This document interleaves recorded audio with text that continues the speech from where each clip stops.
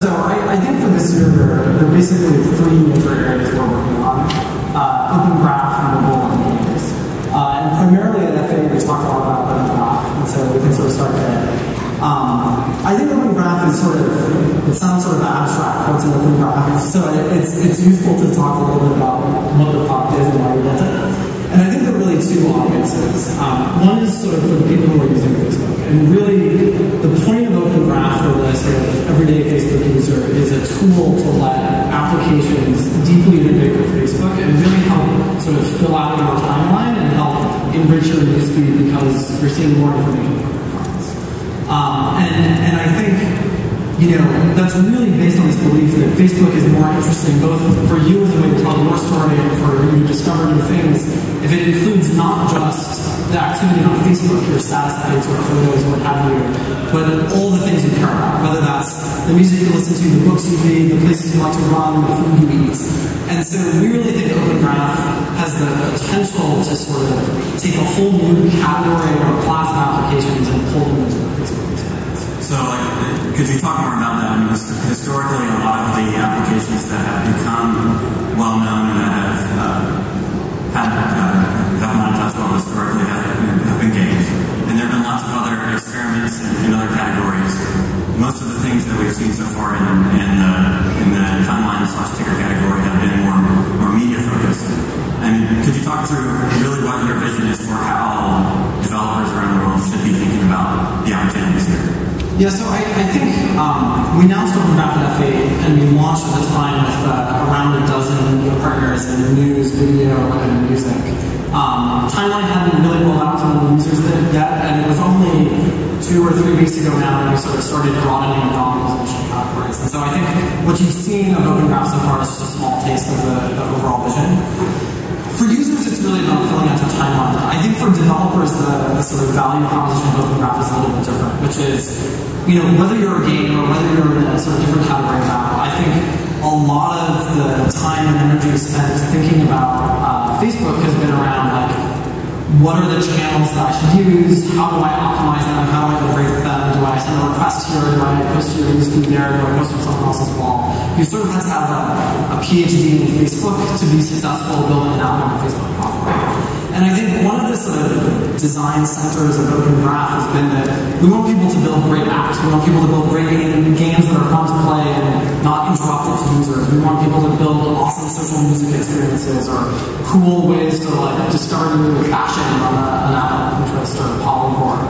And basically, by simply taking the actions you take in those apps and adding them to Facebook, with Open Graph, instead of having to optimize each of these channels independently, you just share the activity that's happening in the application, of course with users turning it on and not turning it on. And that just sort of lights up the Facebook experience. You get a distribution ticker, it helps fill out a user's timeline, it'll show up in newsfeed, when they generate notifications. There's sort of one API call that maps directly to something you already know about. You clicked on a button in your app, and Facebook sort of lights up with the activity in the application.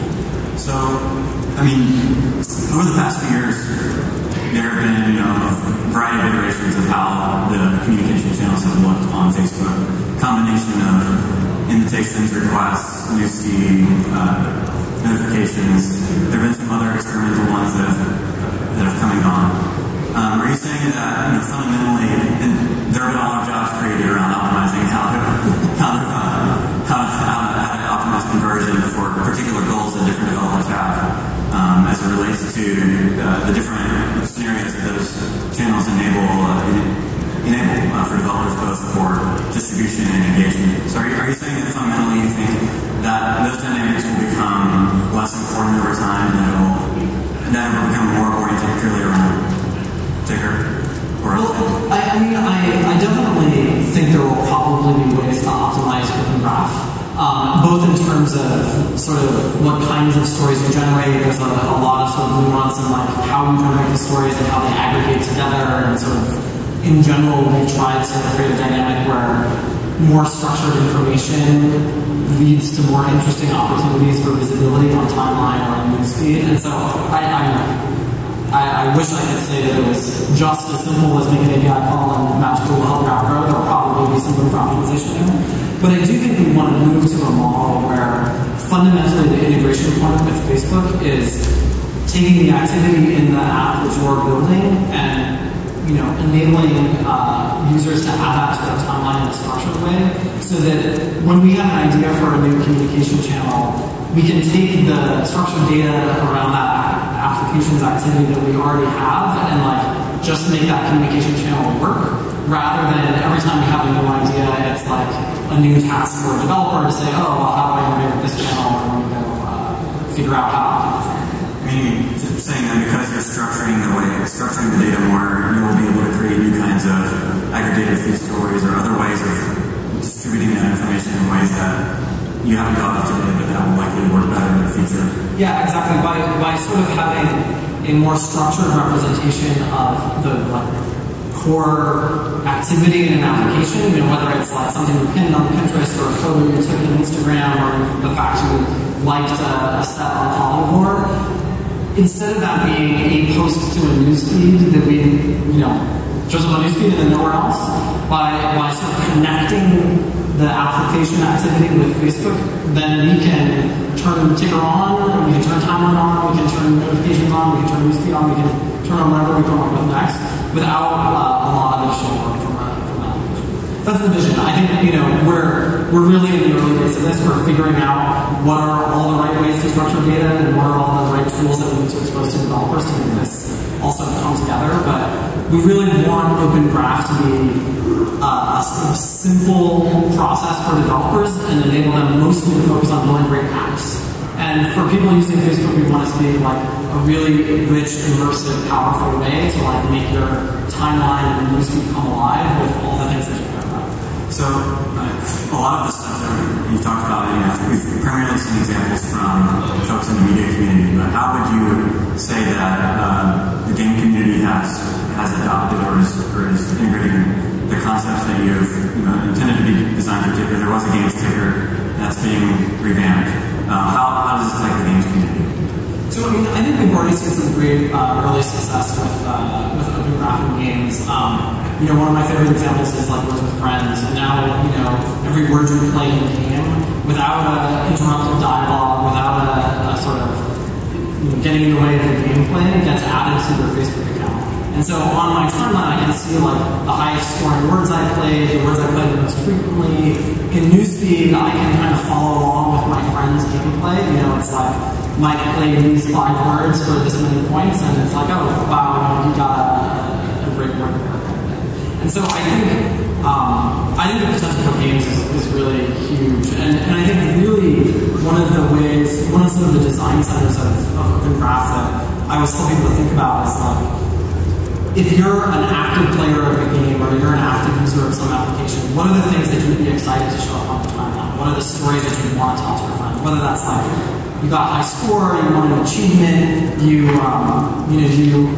played this game and got to some level, you made progress in the game in a different way. What are the things that you want to share? I had sort of some of these apps are let you take a picture of you're sitting in Seaville and share it with your friends. Those are great things to enable with Open Graph because it just makes my timeline richer as an active user of one of those games. And I think there's just a lot of really great stuff there to do. So when you're managing your team, how much of your time are you guys spending thinking about games versus thinking about the platform as a whole or other kinds of? Well, I think games is incredibly important to us. It's a huge part of our business, and it's also really the shining example of how Facebook integration and sort of social design can really be transformative for an industry. And it's critically important to us that games are successful and are growing, and that we're both driving discovery of the games that people really want to play. Different people like different kinds of games, and we want to help games reach the audience that makes sense for them. And then 2, I think, really help drive engagement. I think people come to Facebook every day, and to the extent that we can help our application partners and our games grow, basically because of that audience, that's really good for them and it's good for us. So I think games are really important. I think Open Graph and mobile are sort of where we it's not Open Graph or mobile versus games. It's Open Graph and mobile as like the new channels and new technology platforms on which games can be successful. But also that it opens up the platform to new categories of apps. So, I mean, ultimately, do you just mean that game discovery will just be treated just like any other kind of application going forward, or is there any deeper insight that you can give developers to be thinking about how this is going to look in a year and a half? Well, yeah, I mean, I think so. We have a whole team at Facebook on the platform team that's focused just on making sure that the games and our sort of broader Canvas ecosystem is doing well and we're responsive to the needs of those developers. And that ranges from building game-specific features, like we have some scores and achievements API, which are sort of early versions of the Open Graph that are very specifically oriented to help create discovery mechanisms for games. But it's also about really making sure that the more general platform infrastructure like Open Graph work really well for games. So for example, we have a games unit on Timeline that helps really highlight across all games that you're playing achievements you won last month or high scores that you've gotten, and we want to expand that over time to be like the most compelling way to talk about the games you care about. So I think there's like a bunch of different things that they're working on to take the broad platform and make it work really well. Just earlier this morning, we had a few CEOs from some of the top social gaming companies on Facebook and other platforms, and one of the concerns that some of them expressed was that ultimately that Facebook is broadening its perspective and thinking about some of the newer things as instead of games, or instead of thinking about games to that same degree of priority. Do you have any thoughts on that? I mean, it's absolutely not true that we're like investing in one at the expense of the other. I think it's important to us that the platform enables users to tell their story on Timeline. And there are some people who love games, and I think would think their timeline is fundamentally incomplete without a lot of game activity on the timeline. And there's some people who probably would much prefer that it's about the food they eat, or what runs they went on, or what music they listen to. And like, in order for Facebook and the platform to be sort of complete, we need to have all of that, not just any one category. I think any one category, whether it's games or music or media verticals, is sort of a long-term failure as a platform. We need to be broader than that. But as I said, I think games is really important, and we have like many millions of people playing games every day on Facebook, and that's an important part of their Facebook experience, and it's an important part of their content. One thing that Facebook has, an interesting design decision that Facebook has made is that Facebook has always protected the notion of the way the social graph has worked, and hasn't created other graphs, other notions of gaming graphs as explicitly as it has with its core social graph. And how likely is it that Facebook will think about things that way? Well, I think one of the opportunities around Open Graph is that you can now sort of explain all sorts of different parts of the graph in a way that we don't have to be involved with, right? Like you can create an Open Graph connection that represents, neighbors in Cityville, or the people you've, won games against and worked with friends, or whatever kind of connection makes sense to you. And I think, as I said, we're really early days in this, and we're trying to figure out which of all of that Open Graph activity is going to be the most meaningful for distribution for developers, and which is going to be the kind of stuff that we want to sort of build richer product experiences around. We've tried to take a very open approach, so whether it's a song you're listening to, or you can heart something in an app, like you can add to the graph with whatever activity makes sense for you.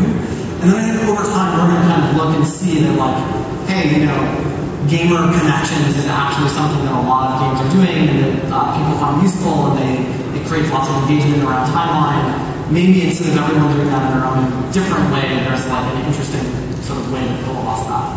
And that's really, I think we're pretty early to be coalescing. We're still sort of figuring out what's going on, but that's sort of the eventual.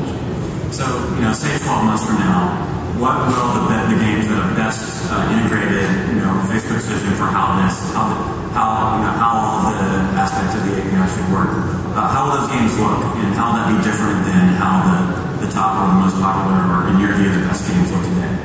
Well, I mean, one of my biggest frustrations playing games on Facebook today is the fact that when you play the game, it's not the game's fault. I think it's like a necessary dynamic of how the platform works today. I'm constantly interrupted in my gameplay with, a dialogue saying you want to send a request to your friends or you want to post this to your newsfeed. And I think for games that people really love playing, like, I want to express that game's activity on my timeline, and I want my friends to know that I have an awesome game of Triple Town kind of thing. I don't need to be interrupted every time with that experience. And so I think games that really embrace Open Graph, that really figure out what are the compelling timeline units and the compelling stories that they want to help people share, will both benefit from additional distribution and just create a better game experience where more of their time is spent on just making the game better for fun. Are you guys seeing any interesting results from how the timeline is working as an engagement channel to generate any more kinds of real-time interactions across the platform as a whole? Either within media or games or other kinds of, or is that what you even want to happen? Well, so I think in some ways, timeline and ticker are like opposite ends of the engagement spectrum in a way, and that timeline is really trying to take everything in your life and try and make it digestible, which I actually think sort of favors applications that have like longer term engagement. It's timeline, in other words, is less about the thing we just did most recently, and it's more about like, hey, I listened to these artists the most this month using this, one music app. Like, let me go, my friends can come to my timeline and discover the app and discover something about music I like. Where I think, ticker and newsfeed are much more around what's happening right now, what's going on in my sort of friend circle. And I think we'll see that, there's sort of a bifurcation there where, like, in ticker, we launched this listen together music experience where you can actually, like, hear what your friend is listening to right now as they change songs, sort of follow along with them. And that's exactly the kind of, like, real-time serendipitous experience that I think ticker is really good for. Where I think timeline is more about, like, if you and I just meet for the first time, I can get a sense of the games you play, the music you like, the books you've read, what kinds of things you're interested in. Are you a traveler or a chef or whatever? And those have some different benefits. So, back to another thing that was launched a few months ago, which was the mobile web platform. How's that gone so far? It's been a few months. What are the results that you're seeing, and how's that matching up to your expectation? I think it's, again, as with Open Graph, it's really early. But we've had 60 million people engage with apps on the mobile platform over 300 million times a month, which is, like, given the relatively small number of apps on the platform, I think, like, pretty great success in the first few months. The core opportunity here, though, is that we have 845 million people using Facebook every month, and over half of those are using Facebook on a mobile device. And basically, until we launched our mobile platform, the platform didn't exist if you were a mobile Facebook user. It just, like, literally didn't work. And what we've done with our mobile platform is take all of the sort of communication channels and opportunities for distribution and discovery that made our sort of web platform what it is, and bring them to mobile. And so I really do think it is one of the, like, maybe least understood parts of our platform, given that it's relatively new, and the most underappreciated opportunity. Like, this is where lots and lots of people are engaging with Facebook, and where there's lots of opportunity for your game to grow through the sort of Facebook game. So you said 60 million, 425 million approximately people are using mobile apps on a monthly basis. So how is that compared to how they're using it on desktop? Does it look pretty similar in terms of how they're engaging, how they're spreading information across the graph? Is it, how is it different? I think the core dynamics are sort of the same, and that the communication channels of, like, I'm on Facebook, I'm interacting with newsfeed, I see some activity that my friends are playing the game or whatever, I click through. We enable push notifications for mobile applications, so if you send a request, you can actually get a push notification, even if you're a web-based app, so there's like that sort of more invitation request turn-based dynamic.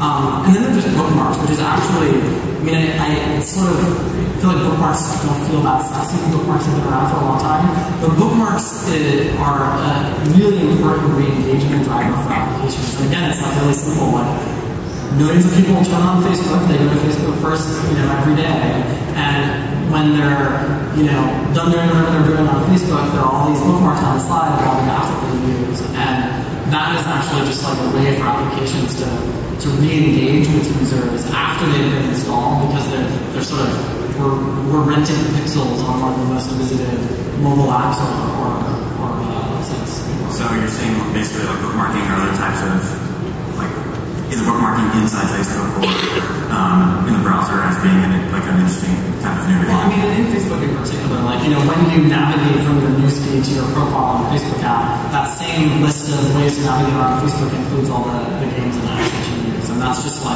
it's like very valuable way to sort of remind people of your application and bring them back. So, it's been just a few months since launch. How are you guys thinking about, what are the milestones that you're using to evaluate how well the mobile platform is doing in 2012? So, fundamentally, of course, we're looking at both the growth of the application ecosystem and the growth of sort of how users are interacting. We talk a lot of the metrics we use internally around the number of users that engage with an app every day, or say the user app pair.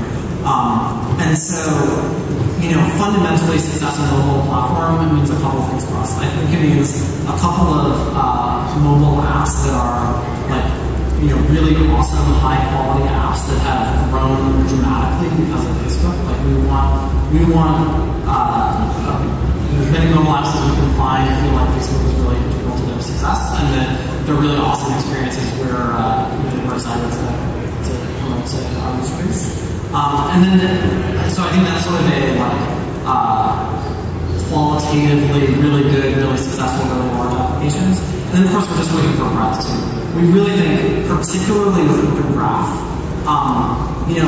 there is an app that all 845 million monthly active Facebook users should be using. It may be completely different for each one of them, but we want to help every user find an app that makes sense for them. And when we look at a lot of the sort of Open Graph applications, a lot of them, Pinterest has been one of the most successful ones that we just launched a few weeks ago. I think we've increased their traffic by a factor of 5 from Facebook in just a few months. There are over 1 million Pinterest users who have enabled the timeline integration.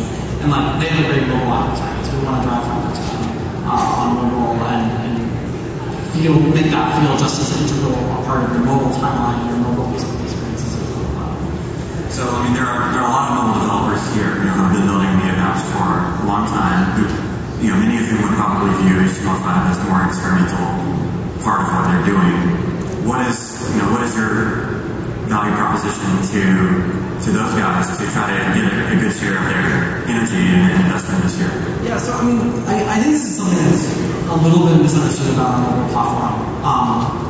We want every app to be integrated with Facebook because we think we can help make your app better by bringing some social context and awareness, and we can help your app grow through our distribution discovery platform. For some apps, that makes total sense for it to be a native app. For some apps, the advantages of having a sort of cross-platform web experience outweigh whatever they give up by not being a native app. But to us, we don't really care. We want mobile app developers to build awesome mobile app experiences, and we want to help them do better through integration with the platform. All of these communication channels I talked about, whether it's bookmarks or requests and sort of lining up the notification tool inside Facebook or Newsfeed or Open Graph, work just as well if you're a native app as if you're a web app. And I think, it's a false choice. It's not you're a Facebook app or an iOS app. It's not you're an iOS app or a web app. You can be all of the above. And actually we've found some of the more successful mobile app developers have native experiences on the platforms where it really matters and a web strategy for, graph, basically. What are some of the principles of how you think people should be thinking about making that decision for themselves? Well, so, I think this is sort of seems obvious in retrospect, but it was sort of subtle to me when I first started thinking about it. I think typically, when you think about should I build an iOS app or should I build an Android app, you're sort of looking at like what the addressable market is in each of those platforms, and you can get some share of that market and make a decision accordingly. The interesting thing about social apps is that it's not that simple. Like I always use this Words with Friends example, but like I want to play Words with Friends with my mom. I don't care what platform she's on, whether she's on a browser or an Android phone or an iOS phone. And if I can't play with her, even if Words with Friends is available from the platform I'm on, it's not a very useful application to me because I can't play with the people that I want to play with. And so there's this funny dynamic for social applications where they are inherently cross-platform because the people you want to play with trump whatever the platform market is. And I think if you are building a social application that is really, social, we talk about social at the core, social by design, that the fundamental gameplay involves interacting with friends. It's really important to think about cross-platform, and in some ways that can be more important than whatever advantages you get for being like, having the rich graphics experience or whatever on the other platform. I think there are more sort of information-oriented applications that are fundamentally accessing a website anyhow, for which HTML5 can be a really great solution because you're not actually using much of the native capabilities. And then there are others, whether it's like a really graphics-intensive game or something that uses like native hardware, like a camera or something like that, where like clearly it makes sense for you to be native. And I think you should make that choice based on the kinds of attributes of your app and the kind of things it needs access to, and really sort of how important is it for it to be cross-platform. So back in the beginning days of the Facebook platform, there were a lot of these third-party distribution services that were kind of like the old link exchange where they help shuffle traffic around. Those haven't grown over the course of the last few years. There are some of those types of services that are popular and normal today. Long term, do you think that any of those, there's a role for third-party social distribution on either web or on mobile? Well, I think there'll be lots of different people trying to tackle this problem. I think discovery of mobile applications is like an interesting problem that a lot of people are trying to address. I think we have found on the web at least that like Facebook in particular, like social signals around what apps your friends are playing, dynamics that like bring your friends into playing the game or using an app are really important, and that many people are discovering apps through their friends.